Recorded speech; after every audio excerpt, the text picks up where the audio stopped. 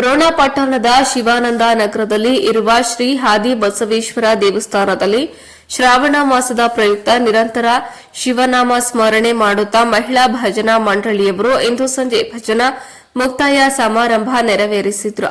ಹಿರಿಯರಾದ ಶೇಖುಮಾರ್ ರಾಮಣ್ಣವರ ಅವರು ಮಾತನಾಡಿದ್ದು, ಶಿವನಾಮ ಸ್ಮರಣೆ ಮಾಡೋದ್ರಿಂದ ಮನುಷ್ಯನ ನೆಮ್ಮದಿ ಹಾಗೂ ಯಾವುದೇ ತೊಂದರೆ ಬಂದರೂ ದೇವರು ಕಾಪಾಡುತ್ತಾನೆ. ಅದಕ್ಕಾಗಿ ದೇವರ ಸ್ಮರಣೆ ಅತ್ಯವಶ್ಯಕವಾಗಿದೆ ಎಂದು ತಿಳಿಸಿದ್ರು. ಇನ್ನು ಅದೇ ಸಂದರ್ಭದಲ್ಲಿ ಶ್ರೀಮತಿ ಸೈಲಾ ಕಮತರ ಮಾತನಾಡಿ, ಶಿವನ ಆಜ್ಞೆ ಇಲ್ಲದೆ ಹುಲ್ಲುಗರಿಕೆ ಕೂಡ ಅಲಗಾಡೋದಿಲ್ಲ. ಈಗಿನ ಪೀಳಿಗೆಗೆ ಶಿವನಾಮ ಸ್ಮರಣೆ ಅವಶ್ಯಕತೆ ಇದೆ. ಈಗಿನ ತಂತ್ರಜ್ಞಾನ ಯೋಗದಲ್ಲಿ ಎಲ್ಲರೂ ಮೂರೆ ಹೋಗಿದ್ದಾರೆ.